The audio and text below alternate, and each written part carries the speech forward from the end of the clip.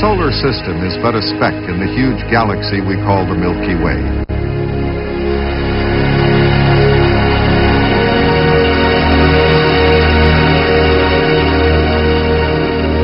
This vast wheel in space may contain 1 million stars comparable to our sun, 1 million other planetary systems capable of sustaining forms of life similar to those we know.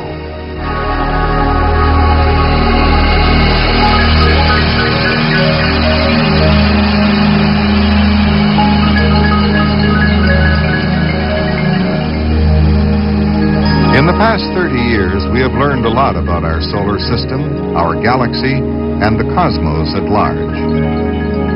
Satellites and space laboratories have borne scientists and electronic instruments above the turbulent layers of the Earth's atmosphere. For 25 years, the radio telescope has been probing space over enormous distances.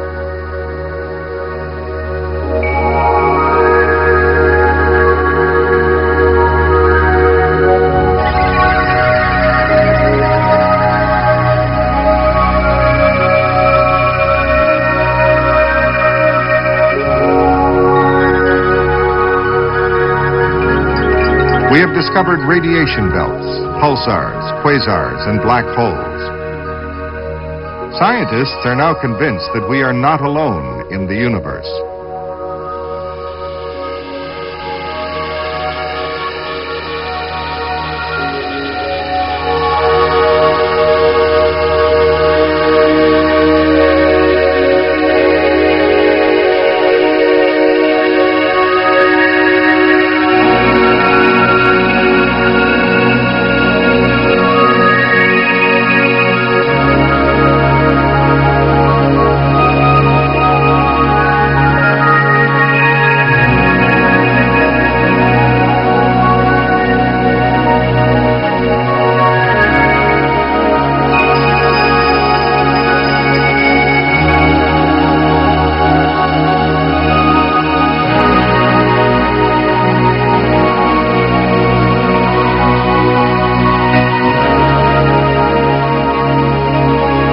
The UFO phenomenon provides crucial evidence to support this claim.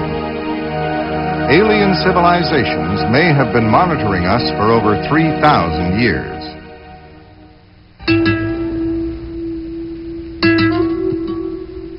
This Egyptian papyrus describes a luminous display which startled the armies of Thutmose III. The Greeks and Romans, too, observed UFOs, and the curiosity they aroused during the Renaissance is evident from engravings and newspaper accounts of the time. The miniaturist Hans Glaser illustrated the Nuremberg sighting of 1561.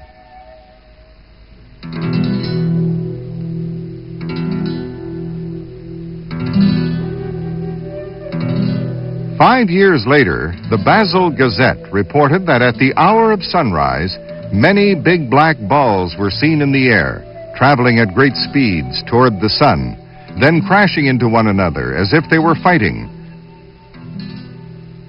A great number of them became red and inflamed before being extinguished. Closer to the 20th century, we find more specific accounts of weird airships, but not until 1947 was the popular term of flying saucer coined, when Kenneth Arnold asserted that the fantastic phenomena he had witnessed must be manufactured objects from outer space.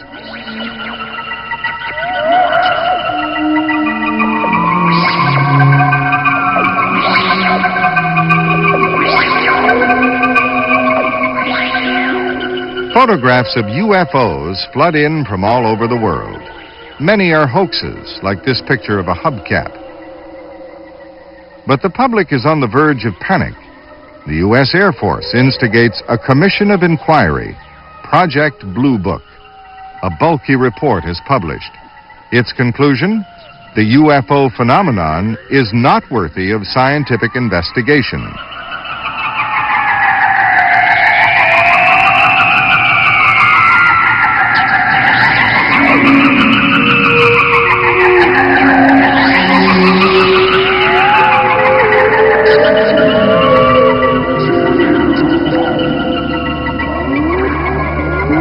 According to the Air Force, all UFOs can be accounted for in terms of man-made objects or natural occurrences. A lenticular cloud can look like a flying saucer.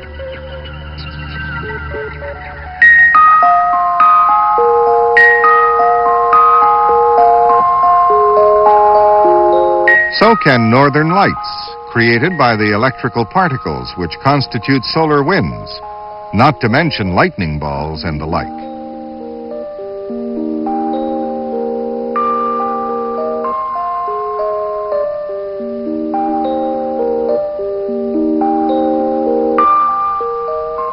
Our sky is crisscrossed continually with aircraft, weather balloons, space research devices, barium clouds. But what should we believe when there seems to be no available logical explanation for the claims of reliable witnesses? This is the question Dr. J. Allen Hynek began to ask himself. Dr. Hynek is an astronomer. While acting in his official capacity as scientific advisor to the U.S. Air Force, he found himself obliged to revise his attitude to UFOs drastically.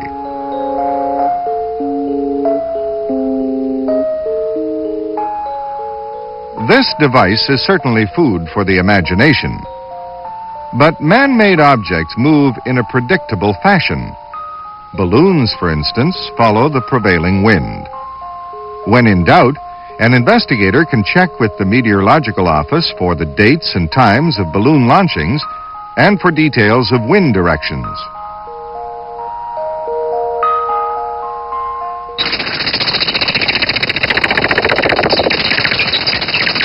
More recently, space rockets have begun to make spectacular re-entries into the atmosphere. Obviously, it is not hard to be fooled. Yet, there remain a good 100,000 reports of UFO sightings which continue to baffle scientists.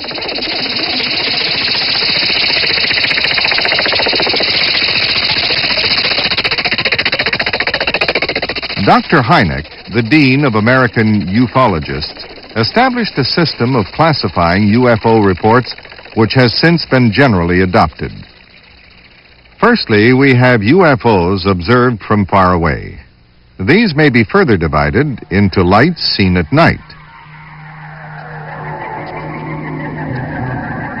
objects which have been detected by radar as well as being observed by one or more witnesses, and discs seen during the day.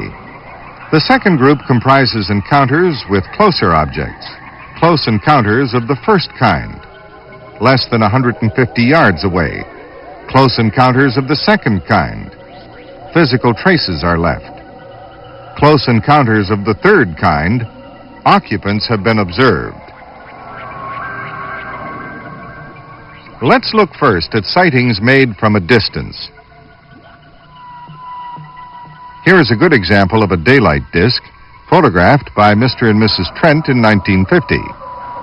Dr. Hynek's method of analysis gives predominance to sightings corroborated by more than one witness.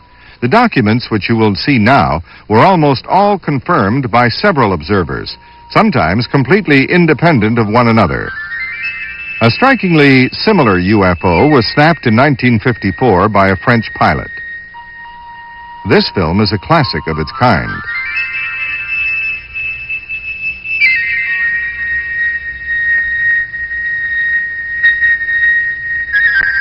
Let's take another look at those luminous balls in slow motion. This document has been examined by various experts.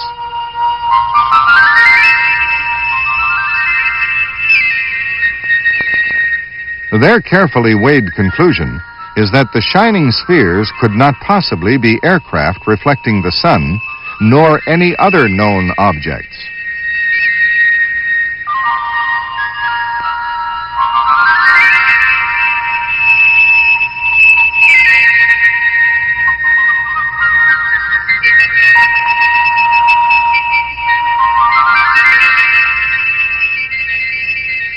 A remarkable number of reports come from highly responsible people. In this case, several air traffic controllers observed a nocturnal light through binoculars. It proceeded to split in two and then to perform aerial acrobatics, apparently oblivious to the strong wind which was blowing. Other UFO witnesses include radar technicians, pilots, police and Army officers, astronauts and scientists, even astronomers.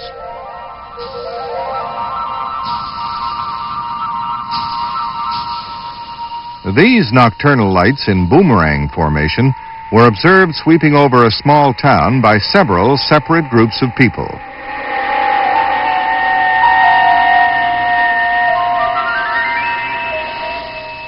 Here's another film from the wave of flying saucer sightings which continued through the 1950s. It was shot by a Navy photographer. No logical explanation for the white discs has ever been found.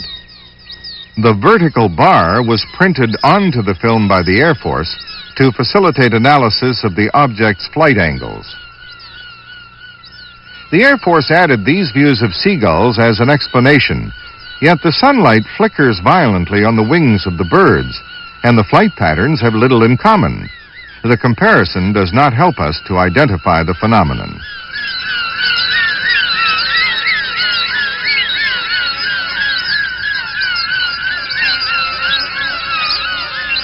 Above all, the main witness is adamant that the spheres he observed bore no resemblance to anything he had previously seen during his career as an aerial photographer.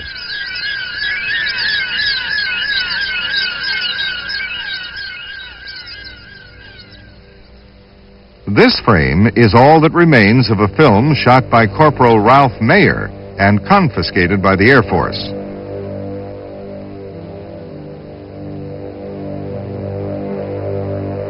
The UFO in this publicity photograph of a Martin B-57 prototype was only picked up on processing. We can use the same photo to illustrate the famous 1952 case of the American base at Davis-Monthan.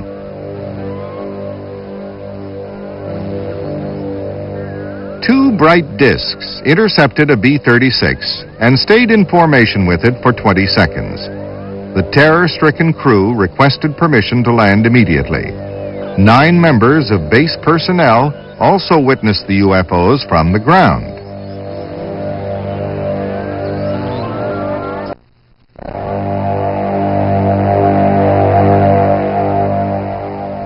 The official report on this case disappeared mysteriously. Government representatives have often gone as far as suppressing UFO evidence, but the exact scale of the cover-up operation is hard to judge.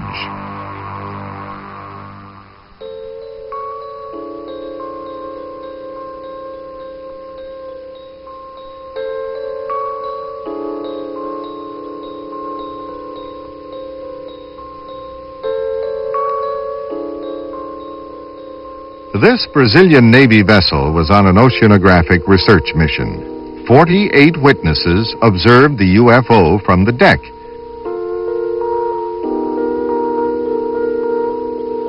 It had a metallic appearance with a halo of greenish phosphorescent vapor. The Brazilian government guaranteed the authenticity of the photographs and stood behind the witnesses.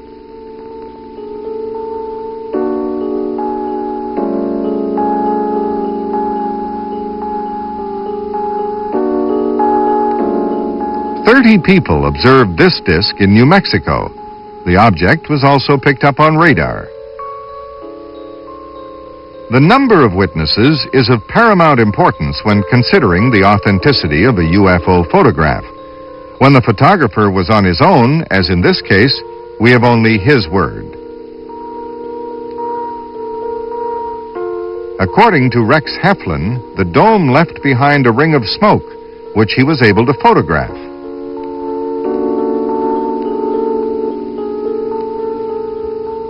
Two good color photographs now. In each case, there were 6 witnesses. UFOs do not always look like spaceships. The variety of shapes, colors, and textures is extraordinary. The pulsating lights illustrated in this animation sequence suggest the presence of a strong magnetic field. Many researchers consider that the propulsion system of UFOs may be linked to their ability to create an electromagnetic field.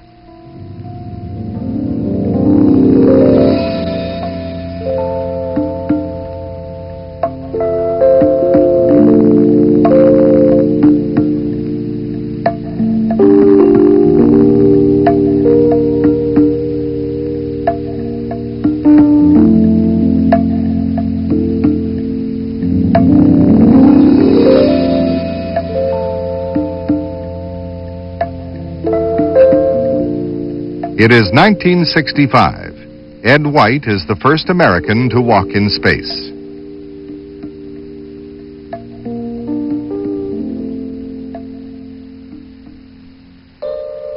During the space program, many photographs of UFOs were taken. Unfortunately, however, these NASA documents are not accompanied by circumstantial reports.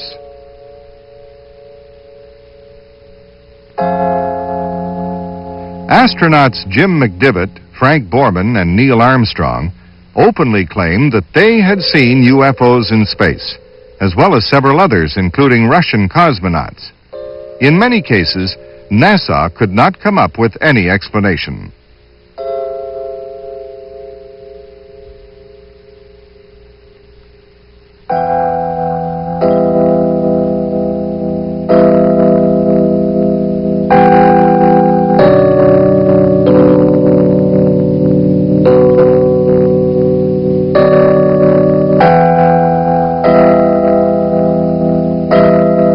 Also in 1965, a Canadian Film Board crew happened to be on the spot when this mysterious object appeared in the sky.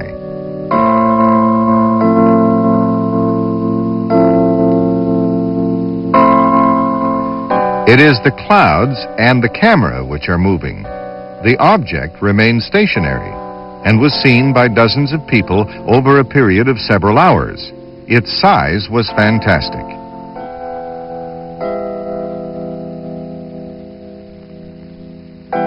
Nobody has been able to identify it. Abruptly, it disappeared as if it had swung into another dimension.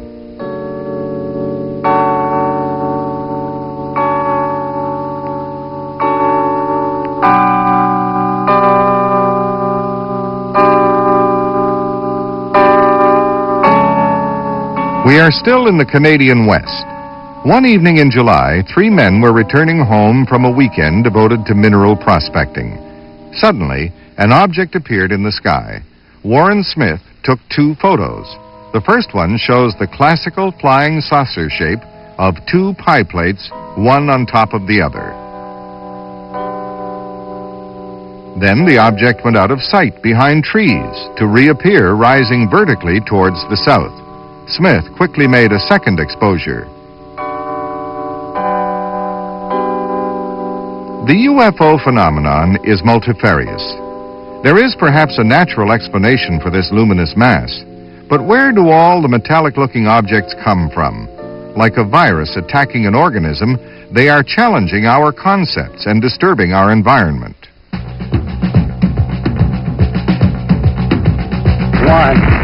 0, all engine running. Liftoff. We have a liftoff. 32 minutes past the hour. Liftoff on Apollo 11. Roger, we got a roll program. Tower cleared. Roger, roll.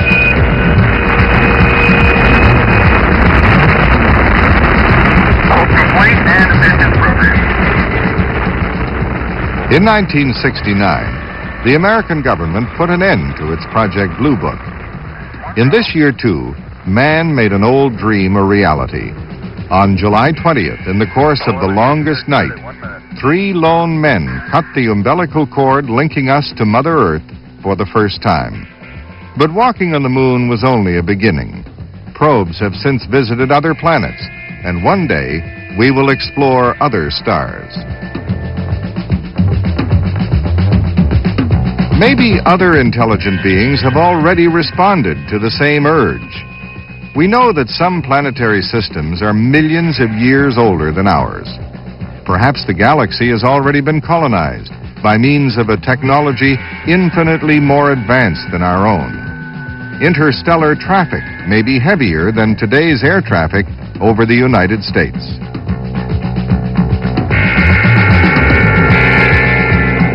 The crew of the Apollo 11 mission would also see things. After their first day in space, Armstrong and Aldrin observed a strange object traveling slowly between their rocket and the moon. It was huge and L-shaped, but no photograph of it has been published.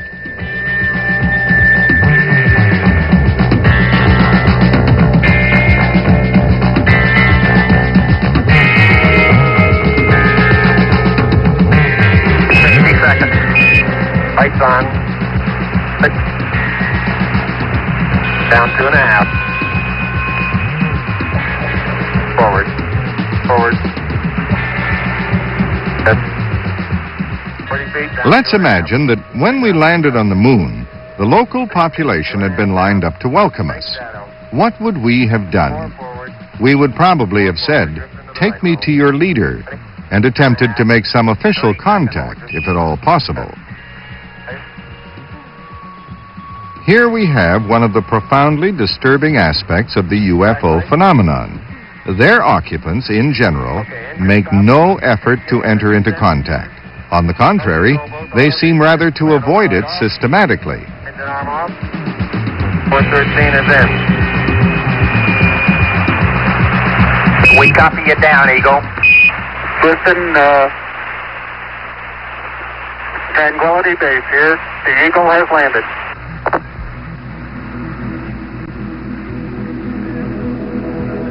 I'm going to step off the limb now.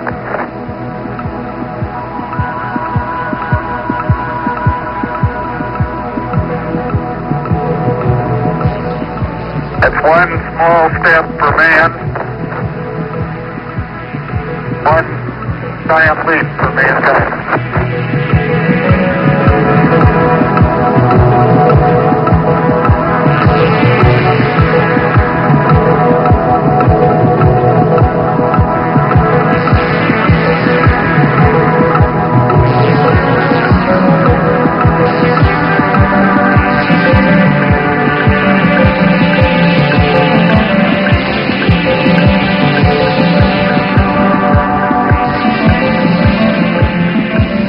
During the Apollo program, these strange luminous balls were photographed close to the moon, and close to Earth, this impressive, big, misshapen object. The astronauts of the Skylab project also saw UFOs. The Skylab 2 crew observed an extremely bright round object rotating on itself. Here, a shape which is suggestive of a vehicle with lights.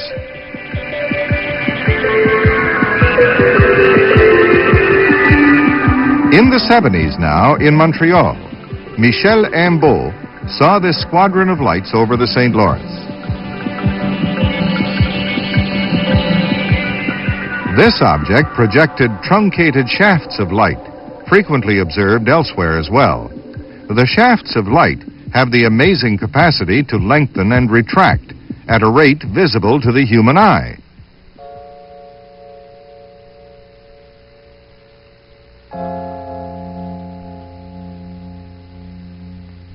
In Switzerland, a professional photographer and two friends watched this object suspended in the air.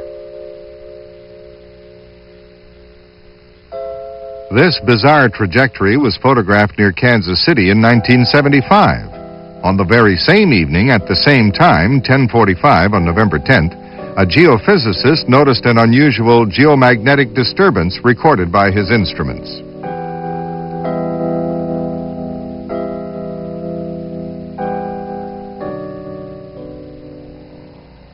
Let's take a look now at two exceptional documents. First, a film shot in California from a helicopter by a professional cameraman filming coastal scenes. It lasts only 12 seconds.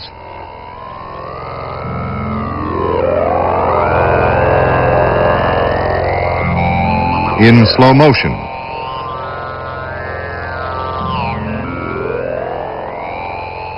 What can this silvery metallic object be? its superstructure bathed in sunlight, moving at a speed of 160 miles per hour. It is not a balloon, and quite obviously not a cloud.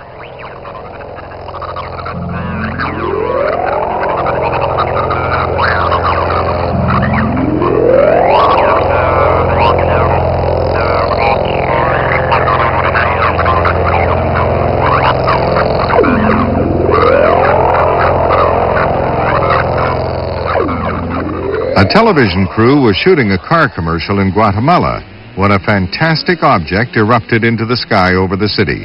It was observed by many witnesses. The cameraman's reflexes were good. Without stopping to think, he panned his video camera skyward.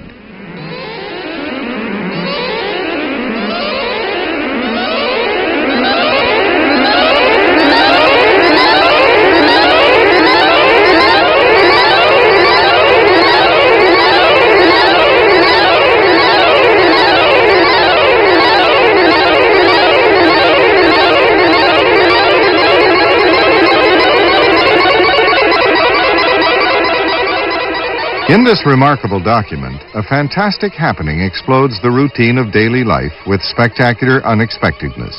Stunned, unable to believe their eyes, passers-by in the busy streets of Guatemala's capital city craned their necks for a last glimpse of the UFO. Here it is again in slow motion. The original videotape was transferred to 16mm film, which accounts for the flickering lines in the picture.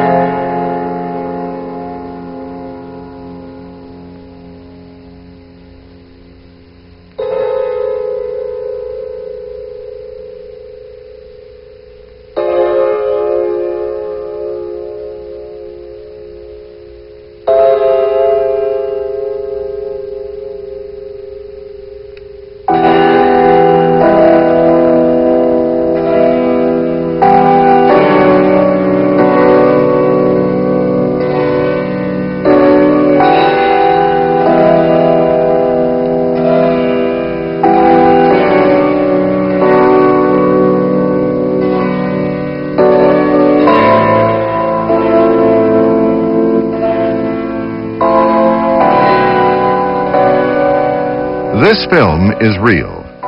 The object we see is real, like thousands of others. But one question remains unanswered. What are they?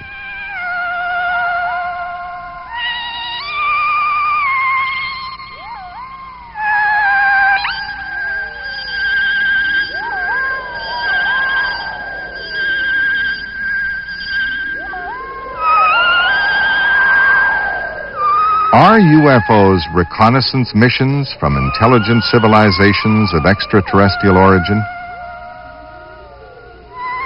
Or are they the product of some higher plane of reality, hitherto unsuspected by science?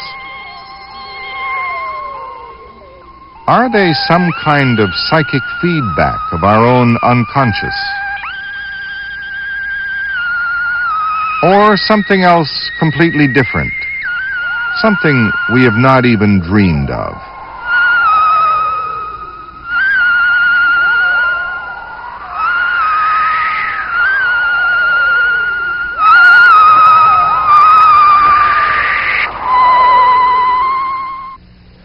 Close encounters of the second kind occur when the UFO leaves some physical evidence on the environment.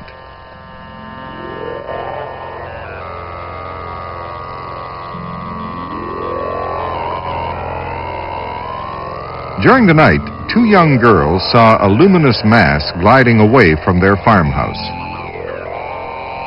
The next day, the farmer discovered a circle of devastation 40 feet across in his soybean field.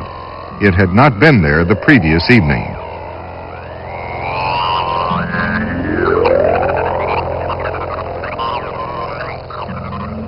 Dr. Hynek personally investigated this case. He remarked that the leaves were hanging from each plant. They were withered, as if they had been exposed to intense heat. The stalks were not broken, however, and the ground was unmarked, indicating that the heat had come from above. with no direct contact between the object and the plants.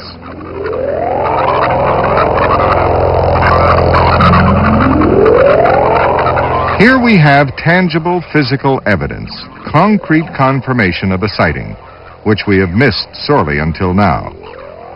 Sometimes the soil may appear to have been compressed beneath a weight of several tons, or baked by incredibly intense heat. Ted Phillips has collected over 1,000 examples involving the physical effects left by UFOs. They include severe burns inflicted on human beings.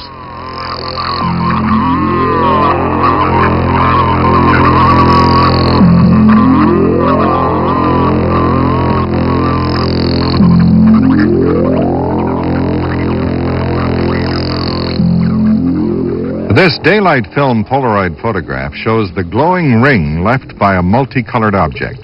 After the fascinated witnesses had touched the circle, they experienced a numbness in their fingers which lasted for several days.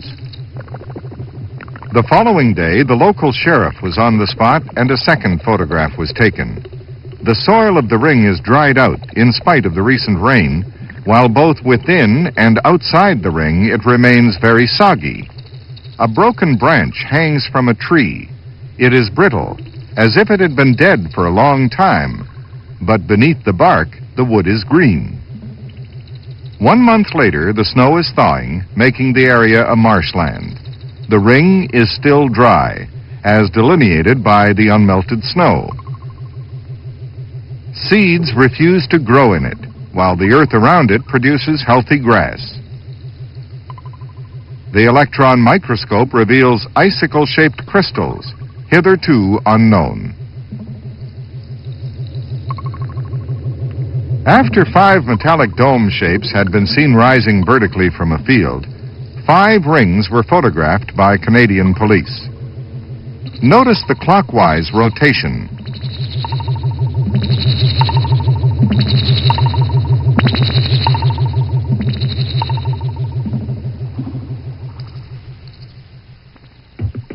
UFOs have also been reported as having stalled cars and caused electrical power failures. November 2nd, 1957 was a night to remember for Police Officer Fowler. At 11 p.m., he answered a telephone call from Pedro Saucedo, 4 miles out of Levelland, Texas, where he was driving a truck with Joe Salaz. They had been on Highway 116 when they saw a big flame ahead of them, a little to the right. As it approached, the engine stalled and the truck's headlights were extinguished. Saucedo further reported that when he got out to take a look, it was so hot that he threw himself on the ground. He described the UFO as a torpedo with a speed of 1,500 or 2,000 miles per hour. Officer Fowler concluded that his caller was in a state of inebriation. An hour later, the telephone rang again. A Mr. Wheeler had found himself face to face with a brightly lit egg-shaped object. 5 minutes later, a car driven by Mr. Wright stalls. He gets out to take a look under the hood. Only then does he become aware that an oval shape is resting on its belly in the middle of the road, bathed in a greenish-blue glow. It seems to be made of aluminum. Terrified, Wright jumps back into the car. The object rises almost vertically and disappears in a fraction of a second. At midnight, Jose Alvarez tells Officer Fowler that he has just come across an object sitting in the middle of the road and noticed the same physical effects on his car. Fowler is by now beginning to realize that something out of the ordinary is happening. He decides to send several police vehicles to the sector. At 12:45 a.m., another truck stalls in the face of a ball of fire, which changes color before taking off. And at 1 o'clock, Sheriff Clem and his deputy observe at 300 or 400 yards an oval light resembling a reddish sun. 3 other patrols see the object flash across the sky. A quarter of an hour later, a last truck driver, James Long, calls Officer Fowler. In all, his log records 8 distinct cases of vehicles immobilized in the presence of a UFO in a space of less than 2 hours. And that's not all. Reports of more sightings also came in from the surrounding district. The witnesses in the Levelland case did not know one another. The sightings they made were completely independent. What more conclusive evidence could we have for the reality of the UFO phenomenon? But the riddle remains unsolved. Exactly what does this cat-and-mouse game with cars mean?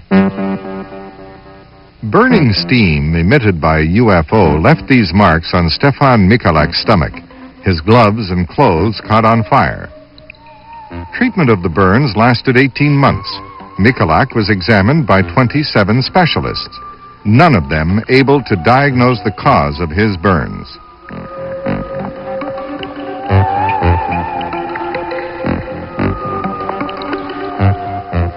In this lavender field in France, a close encounter of the third kind. Farmer Maurice Mas was 30 yards away from a small egg-shaped object. 2 small creatures about 3 feet tall were standing in front of a sliding door. When one of them pointed a metallic tube at the witness, he was paralyzed. The humanoids climbed back on board the craft, which promptly disappeared.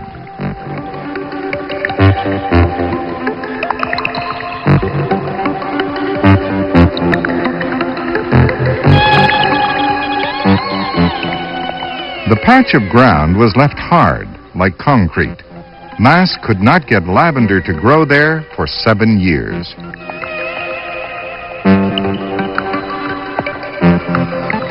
During this close encounter of the third kind in Canada, the grass was scorched in 2 places. Just before midday, the witnesses saw what they took to be a tent in their fields.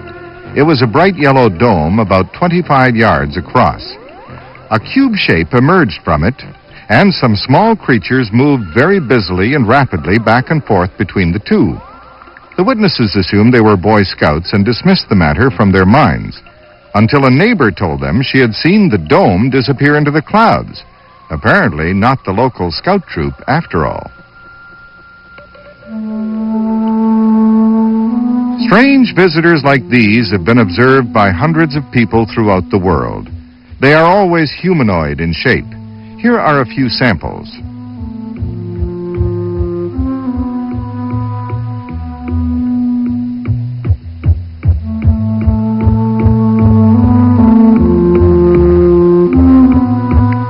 Any resemblance between ourselves and creatures from outer space may seem a little hard to swallow at first.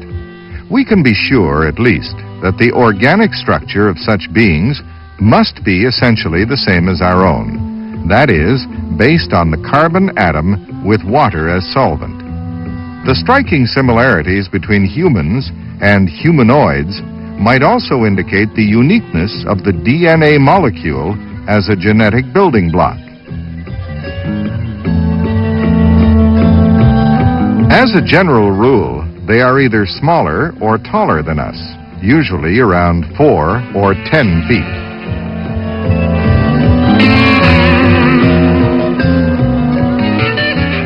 "30 years ago, it was generally considered that flying saucers came from Mars. During the last century, Schiaparelli thought he had discovered canals on the surface of the planet. The Mariner programs have destroyed these myths.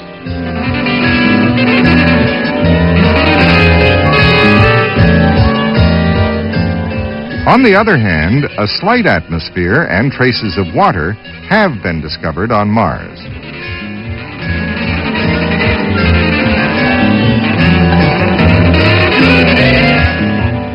Recent photographs have revealed the geological features of the entire surface of our neighbor.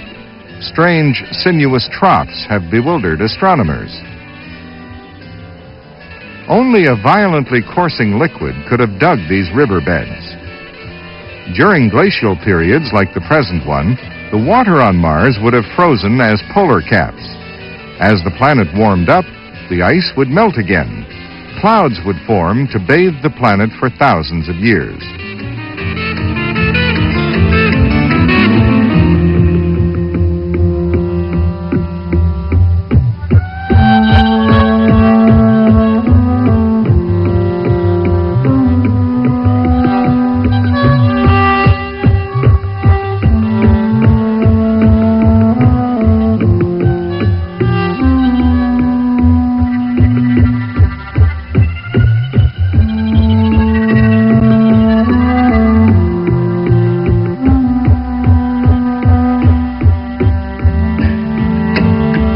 In 1976, the Viking probe landed on Mars and was able to photograph its landscape for the first time.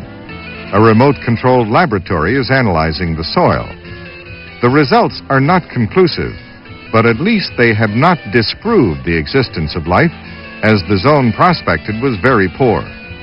In any case, life on Mars or Jupiter would be micro-organic.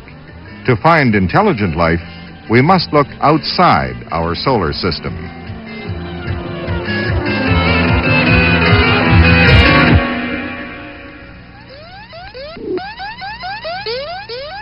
In November 1974, a code message was dispatched in the direction of a cluster of 300,000 stars from Arecibo in Puerto Rico, where an entire valley has been transformed into a gigantic radio wave reflector.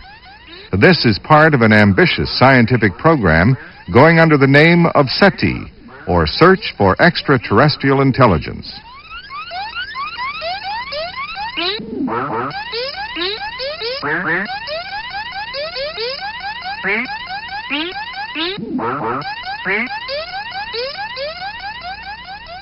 Professor Carl Sagan is explaining the contents of another message sent to extraterrestrials, this time via a space probe.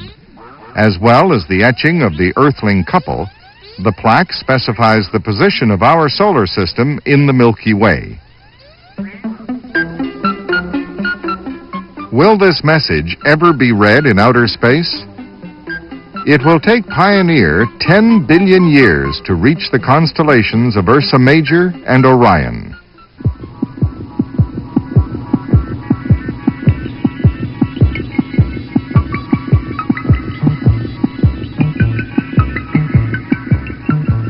NASA also has plans for vast and expensive programs, like the setting up of radio telescopes on the moon, where there is no atmosphere to disturb messages from other corners of the universe.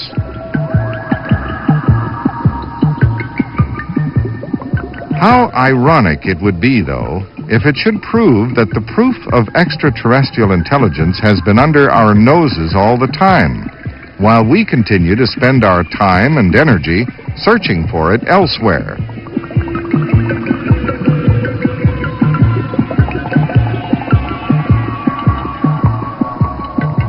Soon, we shall be out there in the galaxy. Space colonies may be in existence in less than 100 years' time. Gerard O'Neill, a physicist from Princeton, conceived this wheel to accommodate 10,000 people. 1 revolution per minute creates an artificial gravity field.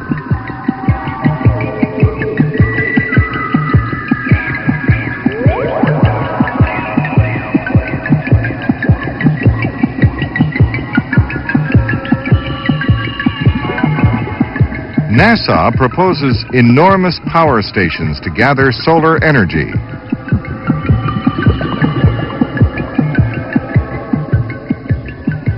The materials for the colony will be quarried on the moon because of the weak lunar gravity.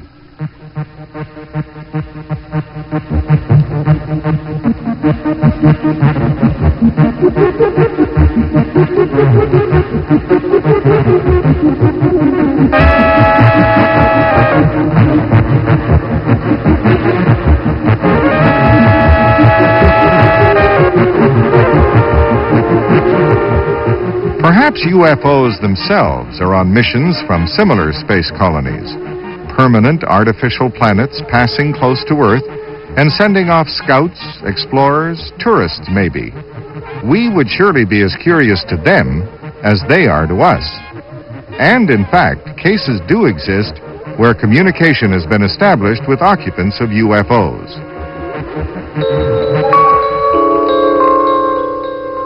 A close encounter of the third kind in New Guinea. Father Gill, a meticulous man, made notes. Here are some extracts from his vivid, minute-by-minute account of what occurred.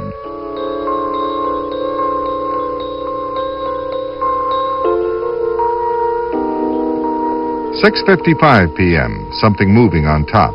A man, now 3 beings moving, luminous, busy on the bridge. Craft leaves. 7 p.m., men. 7:04, 1, then 2 again.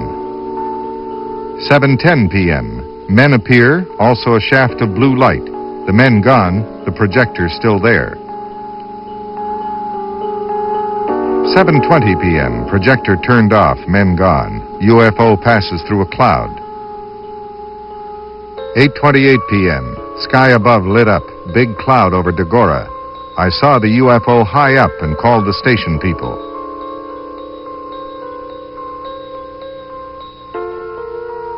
The entire village, in all 36 people, was about to witness an extraordinary sequence of events. Second UFO gliding over the sea. Another over Wadobuna village. New cloud formation, big stationary UFO. Others coming and going in the clouds.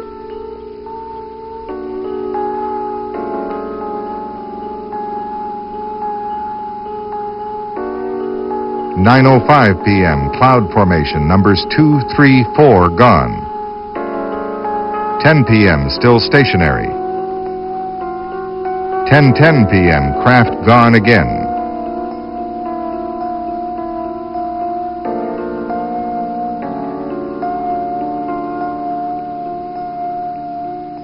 The UFO comes back again and disappears behind the clouds. Later, a sharp explosion is heard.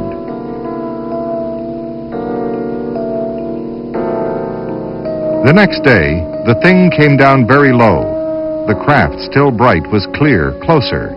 There were silhouettes on the bridge. The teacher said to me, "I wonder if it's going to land on the sports field." I replied, "Why not?" Eric and another boy waved their arms, and the silhouettes waved back.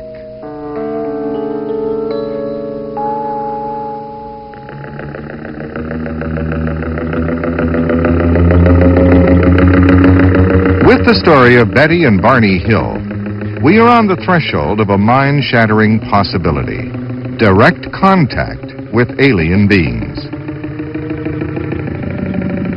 Late at night, on their way home from a holiday in Canada, the Hills see a strange light in the sky, as sketched here by Betty Hill. On the same night, in the same area, the phenomenon is spotted by radar. It chases their car and finally lands in front of them. Through his binoculars, Barney can see creatures. One of them looks at him fixedly. Then everything goes hazy in their memory. Later, they come to their senses driving towards Portsmouth. Home again, they realize that their trip has lasted 2 hours more than foreseen. For several months, they will experience physical and mental problems and decide to consult Dr. Simon of Boston, renowned for his cures of amnesiacs.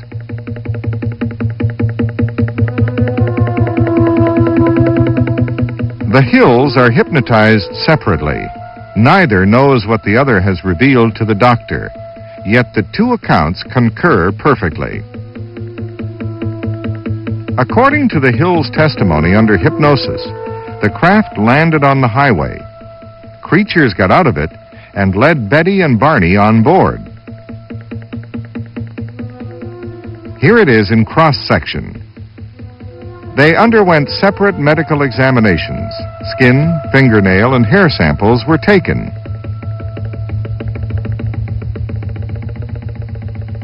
This sketch, drawn under hypnosis, shows one of the occupants. The creatures were smallish and communicated by telepathy. Their eyes were striking, very large and stretching towards the temples.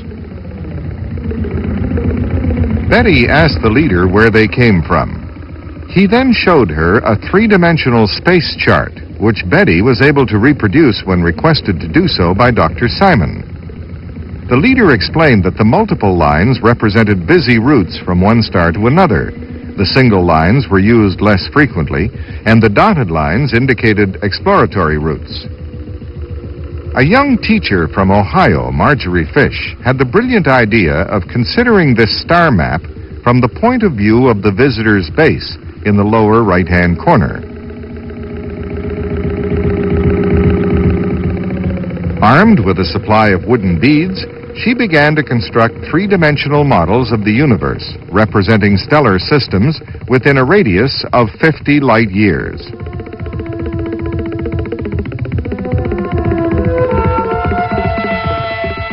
Marjorie Fish chose only those stars liable to sustain life. The scale of star classification goes from the blue and mauve stars to the red giants and supergiants. The excessive cold or heat of these extremes of the scale would prohibit any form of carbon-based life developing on their planets.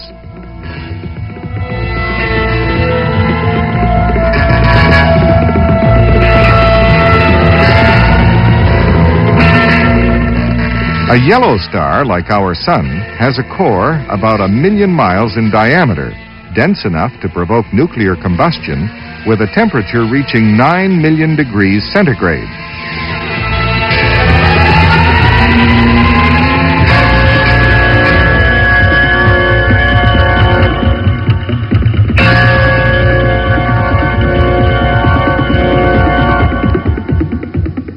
Marjorie Fish ended up with 46 yellow suns. Here are those which are visible from the southern hemisphere.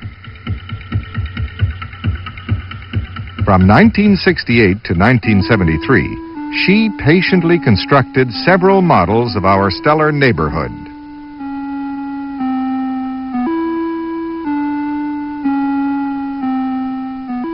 Using data from the Gliese catalog, the most up-to-date astronomical map, a computer can reproduce exactly that area of the Milky Way coinciding with Betty's sketch.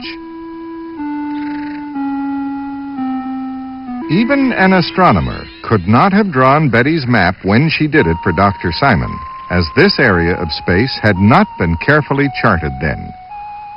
So where did those visitors come from?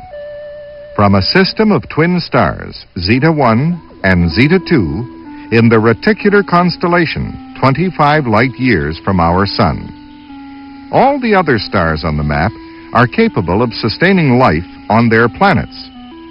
Statistically, the chances of Betty Hill's map attaining this accuracy by pure chance are 1 out of 10,000. The routes followed by Zeta inhabitants appear logical and practical.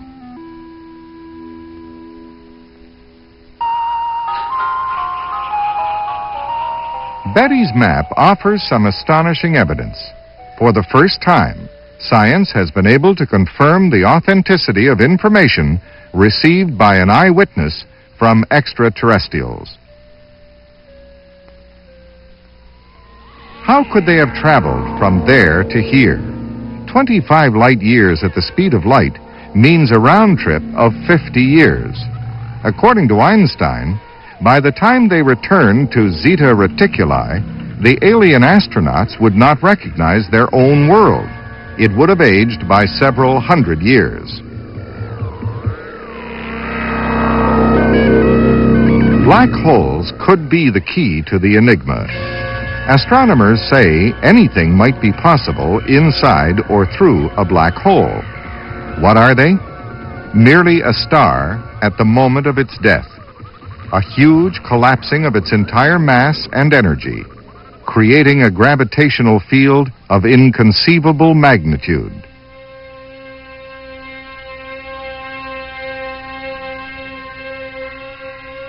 Black holes are monsters on a cosmic scale. Even their own light is swallowed up.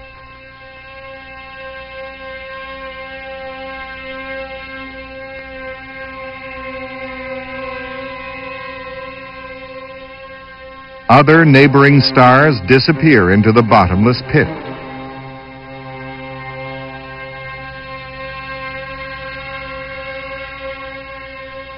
Where does all this matter disappear to? At what speed?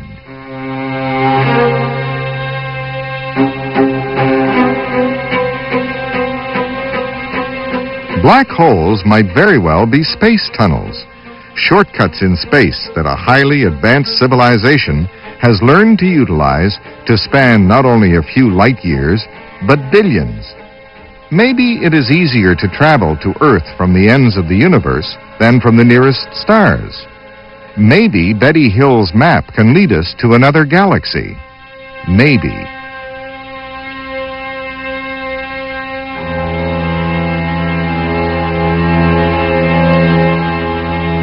We do not yet hold the key to the mystery in our grasp.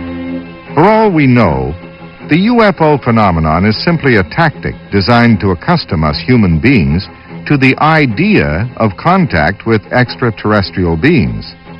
How long before we are judged ready?